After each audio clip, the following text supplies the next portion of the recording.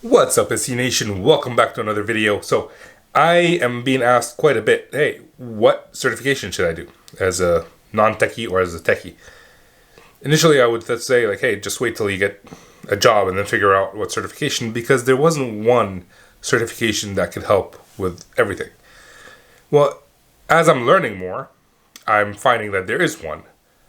And because I'm not the expert, I brought in the expert to talk about those certifications. So, check out my discussion with Trevor Spires. You just saw him on the podcast, and now he's here. He's back here to talk about certifications specifically. Let's jump in, and I don't think I'm going to see you after. So if I don't, get back to work. Peace. Mr. Spires, how you doing? I am doing okay. How are you doing today, Ramsey? I am doing well. So we're here to talk about a very specific topic today. Right? Certification, generally speaking. I get a lot of people asking me in all different sorts of industries, what certification should I get? And after a few moments of discussion, we always end up like, AWS.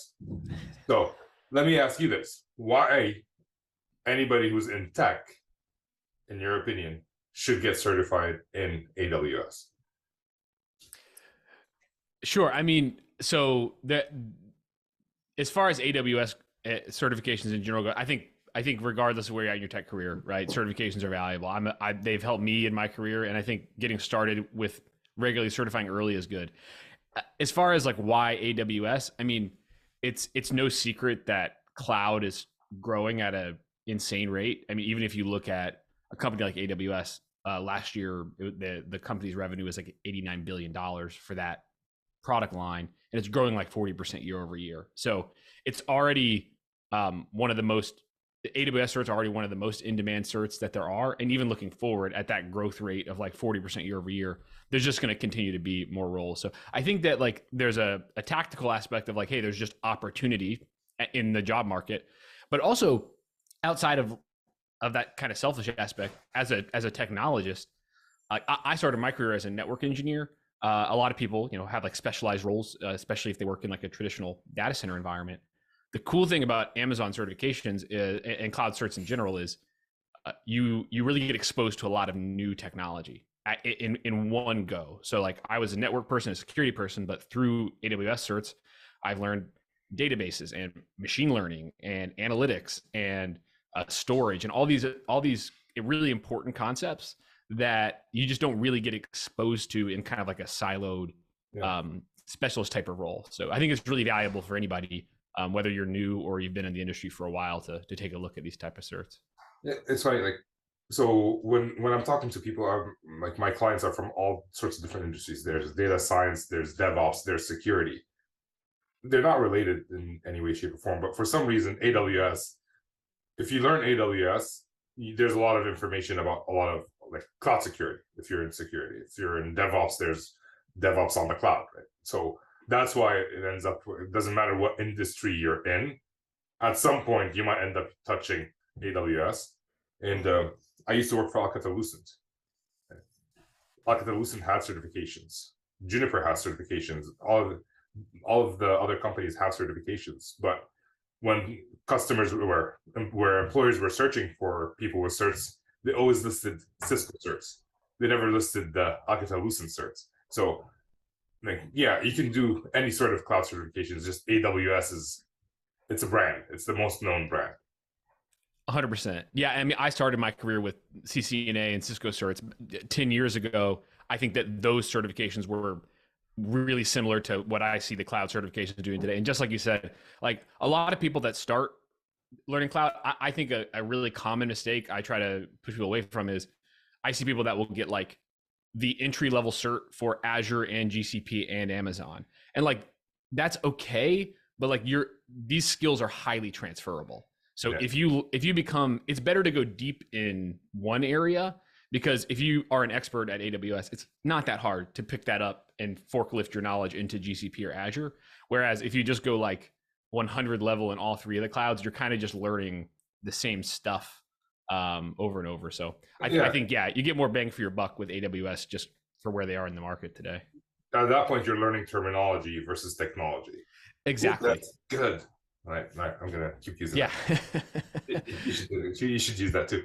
I will. I'll give it to you.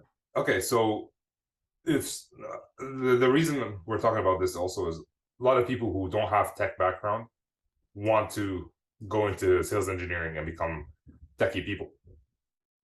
What would they need, in your opinion, to actually do any AWS certs? Like they don't know anything about AWS or DevOps or networking. How Mhm. hard is it to do it, and what would they need to do to get started? Yeah, I mean, this is a great thing about AWS certs is there are no prerequisites or requirements. So to get started, you would just maybe buy a course or start researching online. AWS has a free tier that you can deploy a lot of the services that are in the exam that you can get hands on and experiment with. But I think for most people that have no experience, the right place to start is, and I'm saying zero tech experience. You didn't go to college for tech. You didn't do anything. Is there's this certification called the AWS Cloud Practitioner Certification. So I think that one is ideal. And let me see. I'm sorry. I'm trying to share. Huh? Zoom doesn't let me do that. Interesting. It should. I was just trying to share a window. Let me do it this way.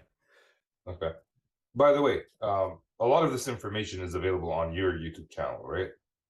Yeah, I mean, I've gotten a bunch of AWS certs in this last year, and so yeah, if people want to like learn more about like how to best get certified, definitely check out my YouTube channel. I just give tips and some advice on like study plans and paths, right? And Um, you just did the basic test again, right? I don't remember what it's called, but you just repeated a test that you already had done. exactly, yeah. So I'm a big fan personally of the Solution Architect Associate certification because it's the cert that exposes you to a lot of different technologies at once and can really, whether you're a current IT person or a beginner, you're gonna absorb a lot of new information with that cert. So I've done the associates. I'm actually working on my professional level, which is kind of like the um, more difficult certification. I'm taking that in a couple of weeks, but back to your question on like where should somebody start that doesn't have any experience, that's what really the cloud practitioner, this foundational certification from AWS, is for. It's meant for people that have no previous technology experience whatsoever, and that's where you start to get a feel for the terminology. People say it's somewhat of a vocabulary test, right? You understand the services, kind of what they do at a high level. I see a lot of salespeople get that cert. A lot of like business leaders that like manage AWS teams that don't need to go deep will get that cert.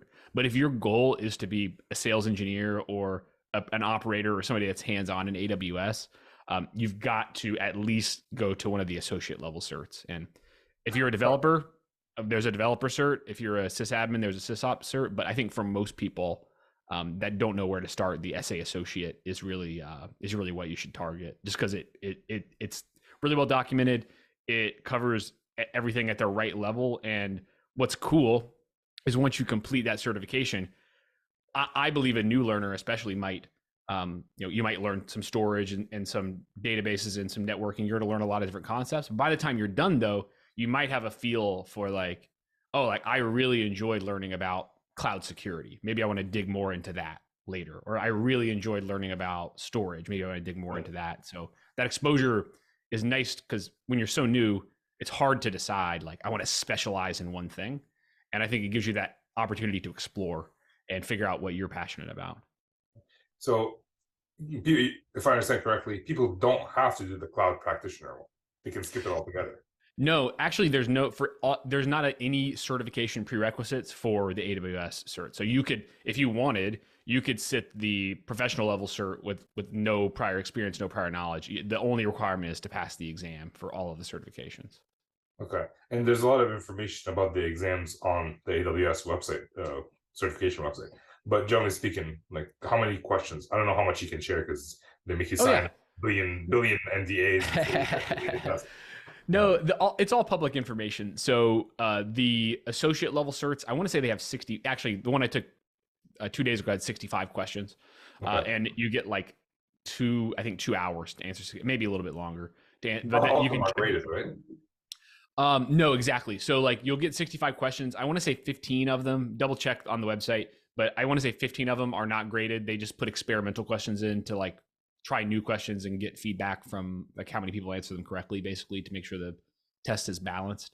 But passing score is a 720 out of 1,000. So roughly, you need to get 3 out of 4 graded questions right. So out of 50 graded questions, you'll want to get, you really are shooting to get maybe like in the high 30s or 40 of those right. So there's a lot of margin for error. Like you don't need to be a perfectionist. You just got to understand for that exam, the essay associate, all the basics of what's on that exam guide that we have listed on the website. Okay. Is there a resource like Amazon or AWS recommends their SEs or team to learn from? You know, the truth is it's very distributed. Like, and I'm a believer of like sometimes like vendors make the best educational material, and sometimes third parties make the best educational material. So it's really I assess it on a certification by certification basis.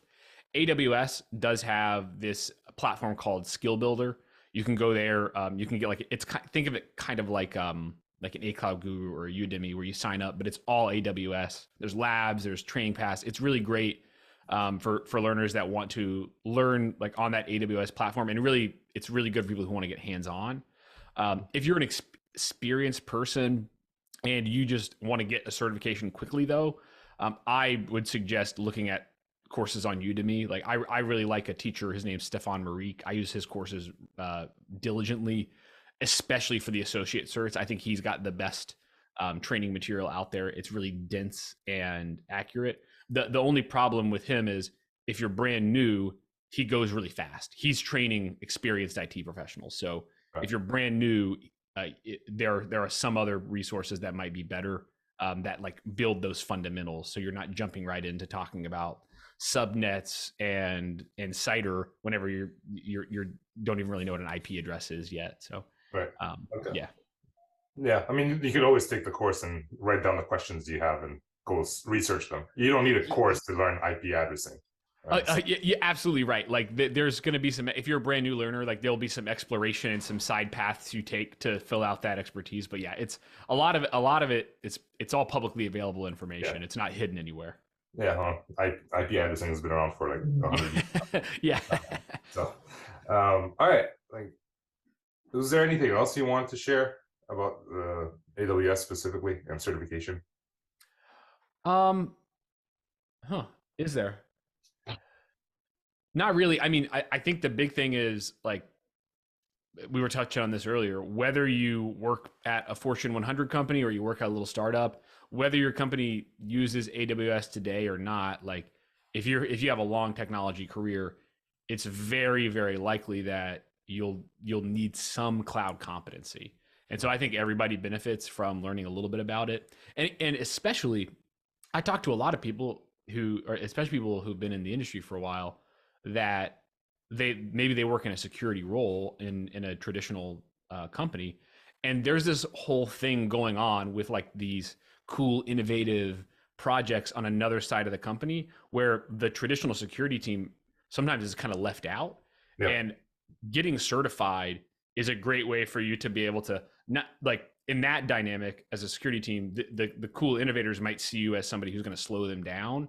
Right. But if you come in, you get certified and you can have a competent conversation about how you're going to help your builders secure without slowing them down. It brings a lot of value to your organization, but also to you and your career, right? I mean, it is the most valuable tech skill today is cloud computing from a salary perspective. And I think if you know your organization's working at AWS, getting that cert can be a good way to start getting involved in those projects. Okay. And so let's say someone like me, I have some experience I have a lot of experience in networking, and I want to do some cloud certifications. What is the first thing I need to do? I think the first thing you do is go get Stefan Marik's Udemy course for the Solution Architect Associate. I think that unless you already have some cloud background, that's where everybody should start. We do have a advanced networking certification at AWS, so you could try to start there. I believe though it's better to have that broad understanding of all the services and functionality first before you dive deep into networking. And then as a second step, if you wanted to be a cloud networking expert after you understand those fundamentals, definitely go after that advanced networking cert, because that's going to be like your CCNP for public cloud. Okay, so Stefan Marik, Udemy. I'm doing a search right now because I'm professional. Yeah. I mean, yeah, Stefan Marik on Udemy, he's an amazing instructor for these associate level exams. There's another gentleman I've used. His name is Adrian Cantrill. He makes really great training for new learners, and his courses will build up those fundamentals. Here's what a subnet is. Here's what a MAC address is. So those in my experience have been very effective training resources. And then of course, like once you're done with the course and you've consumed all the content and you've put in the study time, I also suggest that people go get practice exams. So there's a really good website. There's one called Tutorials Dojo. You can buy practice exams for pretty cheap. That Amazon Skill Builder website has practice questions too. But learning the knowledge and then applying it in practice test is a way for you to just audit that you're ready to pass the exam before you go sit the exam and blow the whatever it is $150 on the certification. Right. Just making sure that you're ready. Okay, so Stefan Marik, I'll have a link to him in the description. It's Stefan, StefanMaarek. That's the last name. Stefan, everybody knows how to write it. If you don't, you should be a cloud certified engineer anyways. And what's the other guy? Adrian Lerner? Yeah, let me do this. Adrian, I'm gonna share it on my screen real quick just so you can see it and maybe it'll be a little bit more clear. So these two resources are my favorite. So Stefan Marik, this is the developer associate course, but he has courses for the SA associate, and the SA associate is actually much less expensive. I want to say you can pick it up for $10 at the time we're recording this this episode.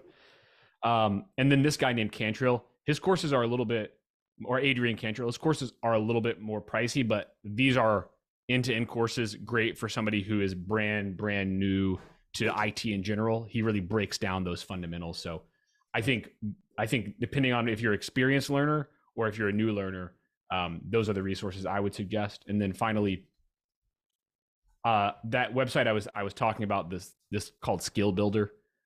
It's a subscription-based website with just a bunch of AWS specific training that you can subscribe to. I want to say it's $29 a month right now. So you could subscribe for a couple of months if you wanted to get some like guided hands-on labs and get some practice actually applying the knowledge that you learn from those certification courses. Right. Okay. That's good. And while I'm doing this, I'll share the last one too. This is one that a coworker suggested to me, and it's just been really helpful. It's called Tutorials Dojo. This is specifically where are they at? They have is it study guides? No, they have practice tests. Oh, here we go. Practice tests. So yeah, so you pick up the practice exams if you feel like you're not sure that you're all the way there and you want to tighten it up at the very end, because the practice exams for me, I always start with like a video course or reading, and then I end like the last month of studying on the practice exams, just to really make sure I can get over that final hump and pass. For Cisco exams, I used to be able to just buy the practice exams, skip the course altogether, and just go do the test. Can you do that with AWS? I know some people who have done that. I think it's kind of difficult because the practice exams are not the exact questions. So like if you do just a practice test, you might learn a little bit. And I would say if you're already working in AWS, you might be able to skip the course altogether. It may be true. But if you're brand new, like the thing is that SA associate cert, the scope of that exam, it's not super deep, but it's pretty broad. If you look at the exam guide, it's probably like at least 20, but maybe like 30 or 40 different AWS services that are in scope. Okay. And so any of those could come up on the exam. So the practice exams are important, but also like really knowing what the services are at a high level. I don't think the practice exam does the same thing for you there. So okay, cool. Yeah. All right. I have no more questions because I'm not doing the certification. If I start, I'll probably have a million questions. Sure. So how about this? For the people watching, if you have any questions, leave them in the comments and I'll make sure I get them answered one way, shape, or form. And we'll go from there. By the way, so right now Trevor's on my channel. I'm going to be on Trevor's channel either before or after this episode. But hey, keep checking Trevor's channel. You might see my face there. So Definitely will. yeah. All right. That's it. Get back Awesome. to work.